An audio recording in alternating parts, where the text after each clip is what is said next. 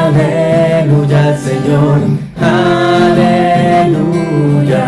aleluya, Señor, aleluya. Oh Señor, que los pueblos te celebren, que los pueblos te aclamen todos juntos.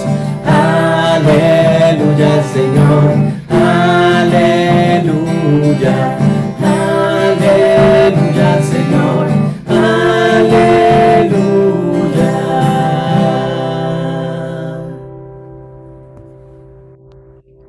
El Señor esté con ustedes.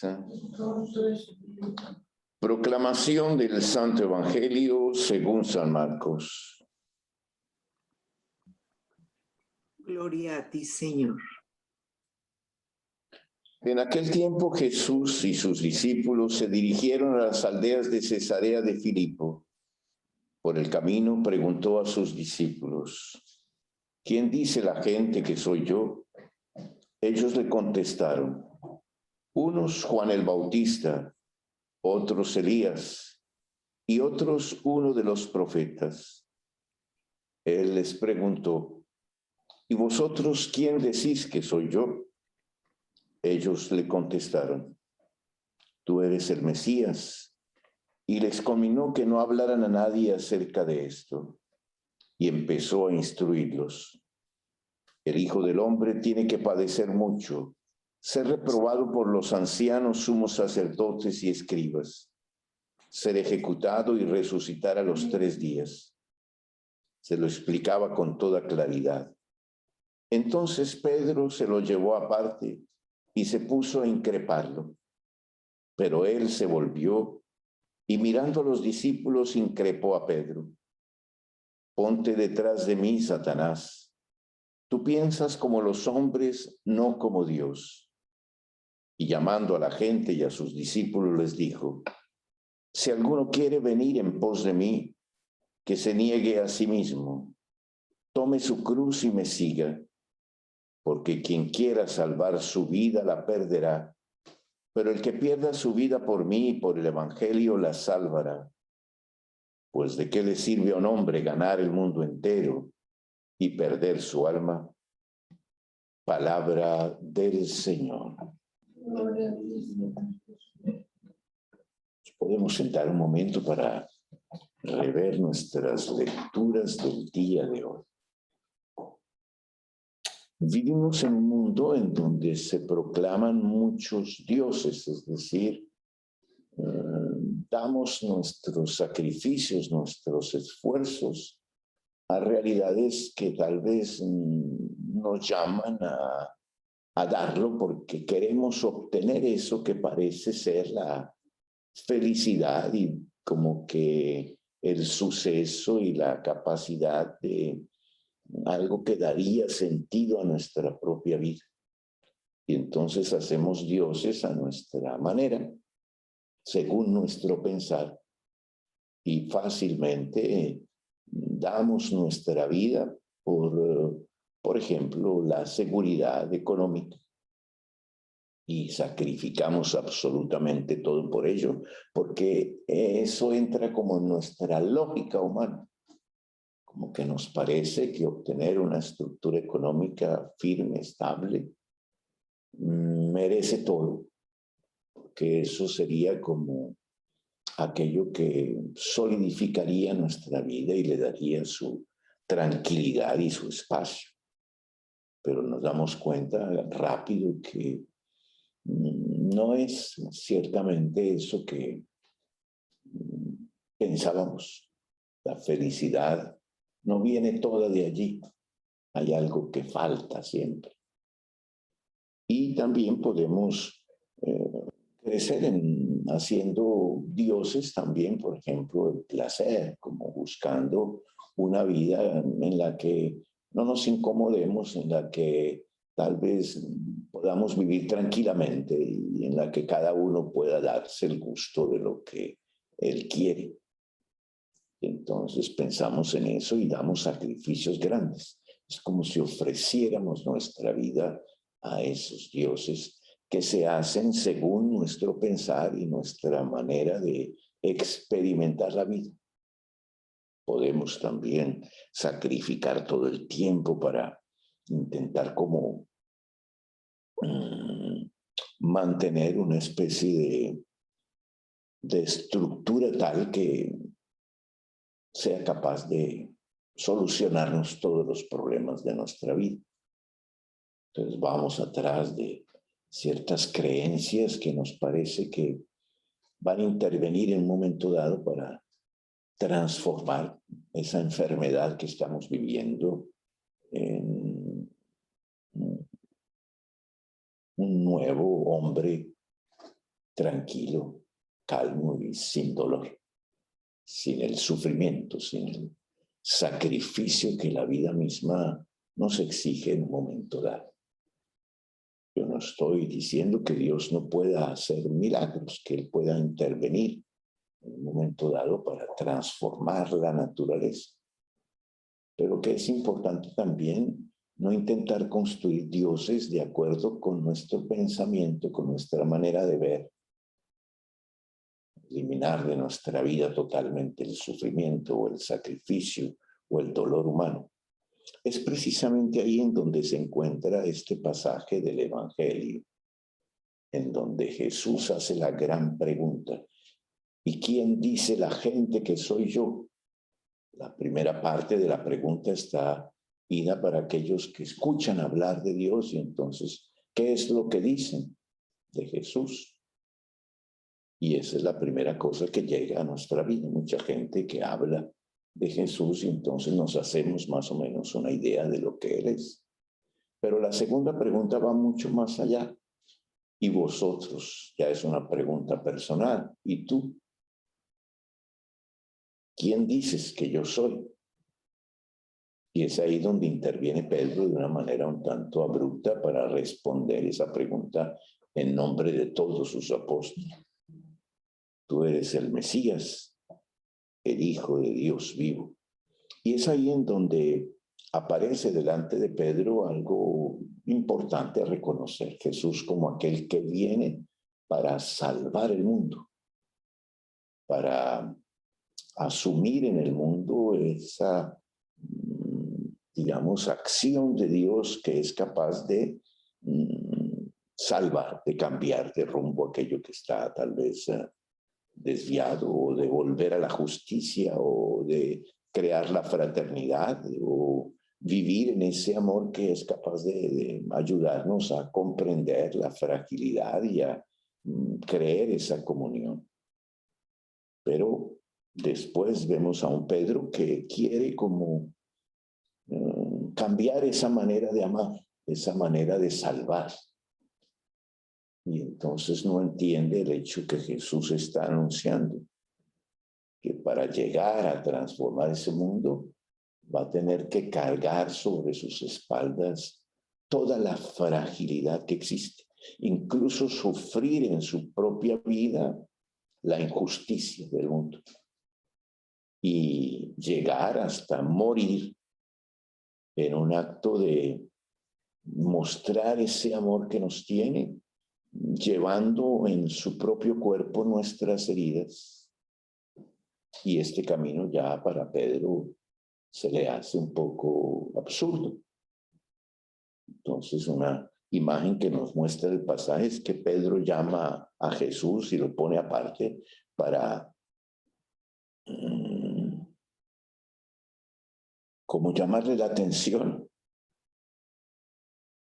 Lo llevó aparte y se puso a increparlo, nos dice el texto, no se puso a increparlo.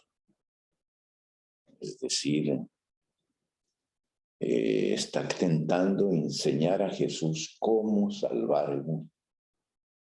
En una lógica de Pedro, la lógica humana de todos, ¿no?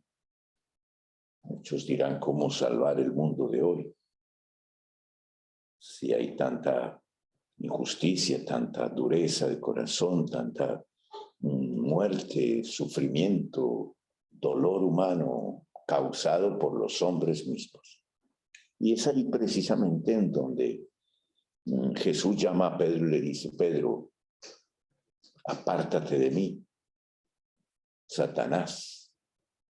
O sea que lo coloca en oposición a su acto salvador, como algo que se opone a aquello de la manera como Dios quiere mostrarnos su amor y amarnos, llevando consigo el sufrimiento humano, cargando en su propia carne el dolor del mundo y muriendo como morimos todos, de una manera todavía mayor, porque muere injustamente, ajusticiado por nuestras propias manos, clavado en una cruz. Piensas como los hombres, no como Dios. Qué difícil entrar en esta dimensión de ese Dios que nos llama a asumir el sufrimiento del otro, a cargar sobre nuestras espaldas la fragilidad de alguien que está en nuestras manos, a caminar con él en medio del dolor, que significa transformarse, cambiar, modelarse internamente. Y es ahí precisamente en donde el Jesús nos quiere colocar. ¿Por qué buscamos a Dios?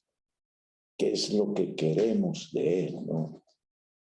¿Será ese el Dios que nos llama a la vida y que nos acompaña y que nos está moldeando a cada día de nuestra existencia, nuestra historia?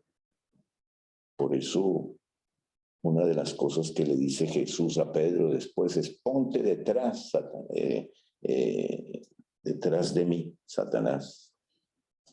No te coloques en el mismo nivel, estás en una situación de igualdad, como queriendo enseñarle a Jesús cuál es la manera de amar y de transformar el corazón de alguien. Ponte detrás, ponte a mi seguimiento, es tu lugar allí, ¿no? Por eso llama a la gente y le dice: si alguno quiere venir en pos de mí, que se niegue a sí mismo, tome su cruz y me siga, porque quien quiera salvar su vida la perderá, pero el que pierda su vida por mí la salvará. Lógica difícil a entender del Evangelio. Tenemos que dar la vida, entregarla para poderla recibir en plenitud. Tenemos que llegar hasta el sacrificio total para poder recibir ese amor del cual Dios quiere que nuestro corazón sea tocado y transformado. Un amor que desborda, un amor que es capaz de cambiar y de transformar el mundo. ¿De qué le sirve a un hombre ganar el mundo entero y perder su alma? Perder su alma. O sea que es allí en donde Dios quiere salvarnos. No es al exterior de nosotros mismos, es en el interior, allí en donde nacen las verdaderas acciones, la actitud de alguien que es capaz de darse a sí mismo en un acto de amor sin medida, sin ningún egoísmo, sin ninguna búsqueda de sí, sin ninguna barrera en la que seamos capaces de amar de esta manera. Porque es este amor el que nos salva, el que puede cambiar el corazón de alguien, transformar el interior de alguien. Si hay guerra, si hay destrucción, si hay violencia en el mundo, es porque hay corazones, hay almas que han sido tocadas por la misma violencia y que han perdido tal vez esa posibilidad de salvar al hombre que está aquí dentro, a la humanidad que está ya en el interior de cada uno de nosotros. No son las guerras las que nos hacen daño, es el hecho de que la humanidad haya perdido su propia identidad, de que en nuestras relaciones no encontremos como ese acto humano en el que somos sensibles, y no solo somos sensibles, sino que somos capaces de dar aquello que el otro está realmente necesitando, compartir con él para dar un sentido no solo a la vida de él, sino también a la mía. ¿Cómo entender este camino, esta lógica de Dios mismo, sino viviendo esta experiencia de que cuando damos, cuando entregamos, cuando realmente somos capaces de salir de nosotros mismos, es cuando recibimos en respuesta a esa plenitud de vida, de la alegría de haberse dado y de la alegría de haber encontrado en ese don al hermano que está a nuestro lado, al hijo que también sufre, a la esposa que necesita una presencia, al amigo que está en dificultades. ¿Cómo es importante comprender esta manera de pensar del Evangelio? Es el Jesús que tenemos que entender y en el cual tenemos que confiarnos. Ese Jesús que carga con nosotros nuestro sufrimiento, nuestro dolor, nuestro sacrificio, y que hace de él un acto de amor desbordante, sin medida, que salva al mundo, que salva al mundo. Por eso Santiago nos dice claramente, ¿no? ¿De qué les sirve, hermanos, decir que tienen fe si no tienen obras? ¿Podrá acaso salvarlo esa fe si un hermano o una hermana anda desnudo y faltos de alimento diario y uno de vosotros le dice, id en paz y abrigaos y saciaos, pero no les da necesario para el cuerpo? ¿De qué sirve? Así también la fe, si no tiene obras, está muerta por dentro, está muerta por dentro. Es ahí precisamente en donde el Evangelio quiere colocarnos, que Dios nos dé la gracia de encontrar la alegría de esa salvación que Jesús nos ofrece. El Mesías. ¿De qué Mesías estamos hablando? Y que ese Mesías nos ayude a enfrentar nuestro día a día, en medio de nuestros sacrificios, en medio de nuestros dolores, en medio de nuestro sufrimiento, para poder hacer de eso un acto de amor verdadero. Estar presente allí en la vida de todos aquellos que están con nosotros. Creo en Dios Padre Todopoderoso, Creador del cielo y de la tierra. Creo en Jesucristo, su único Hijo, nuestro Señor, que fue concebido por obra y gracia del Espíritu Santo. Nació de Santa María Virgen, padeció bajo el poder de Poncio Pilato, fue crucificado, muerto y sepultado, descendió a los infiernos, al tercer día resucitó de entre los muertos, está sentado a la derecha de Dios Padre Todopoderoso. Desde allí ha de venir a juzgar a vivos y muertos. Creo en el Espíritu Santo, la Santa Iglesia Católica, la comunión de los santos, el perdón de los pecados, la resurrección de la carne y la vida eterna. Amén. Elevemos ahora a Dios Padre nuestras súplicas en la alegría de poder encontrarlo presente en nuestra manera de amar, de darnos, de entregarnos, de relacionarnos y de vivir juntos en comunión.